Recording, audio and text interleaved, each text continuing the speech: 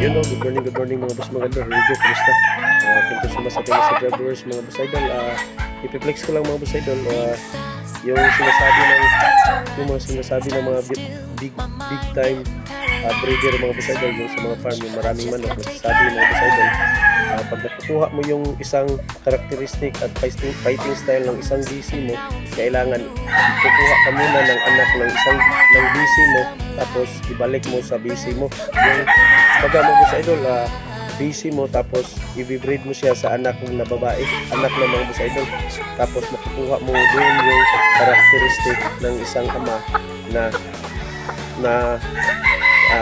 yung fighting style at karakteristik makukuha ng anak na lalaki mga boss idol. Pero mga boss idol, i-flex ko lang sa akin, hindi naman ako gaano katagal nag-breed mga boss idol, since 2011 lang naman.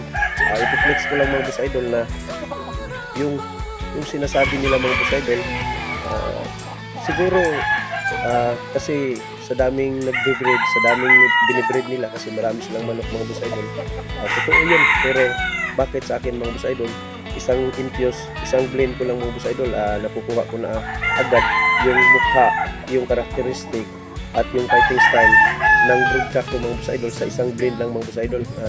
Doon kaya mga boss idol, sa pag-breed naman mga boss idol, isang ano yan mga boss idol, kumbaga chimpo at panahon mga boss idol, kagaya din kung manalo manok mo, ganun din yun mga boss idol. Kasi sa isang blend ko mga boss idol, napakuha ko na yung mukha, karakteristik yung ng BC sa isang anak na lalaki mga boss idol, yung fighting style. Pakikita ko sa inyo mga boss idol yung videos ng ama at videos ng anak mga boss idol sa isang blend lang, first infuse mga boss idol.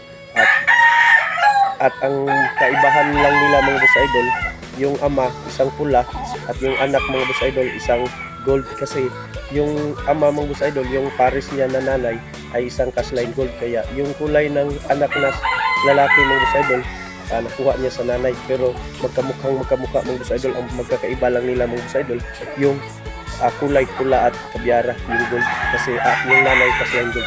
Pakita ko sa inyo mga boss idol dito.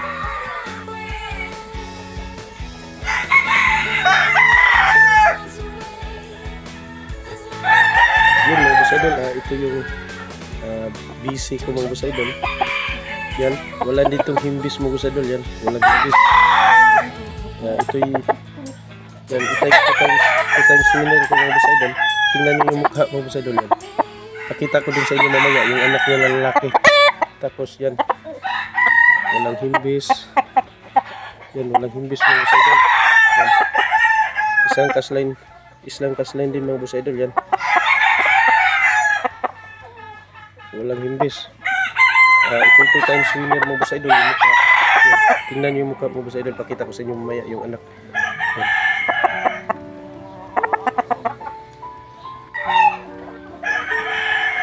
Yan mga boss idol, yan yung BC natin mga boss idol, two times winner.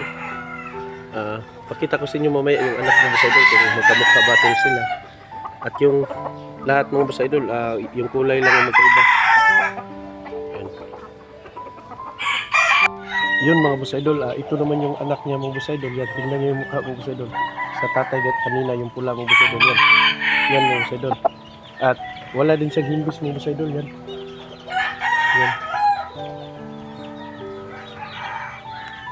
Yan mga boss idol, first infuse ko to, first blend doon sa nanay ng Casline gold.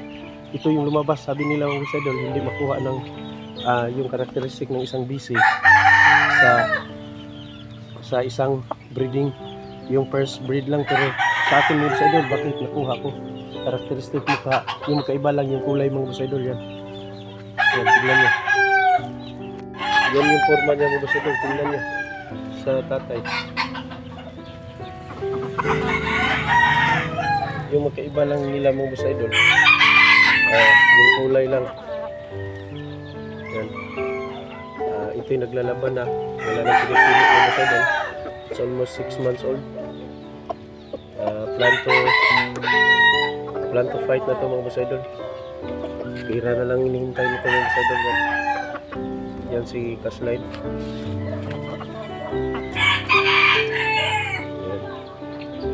Dami na pong spar.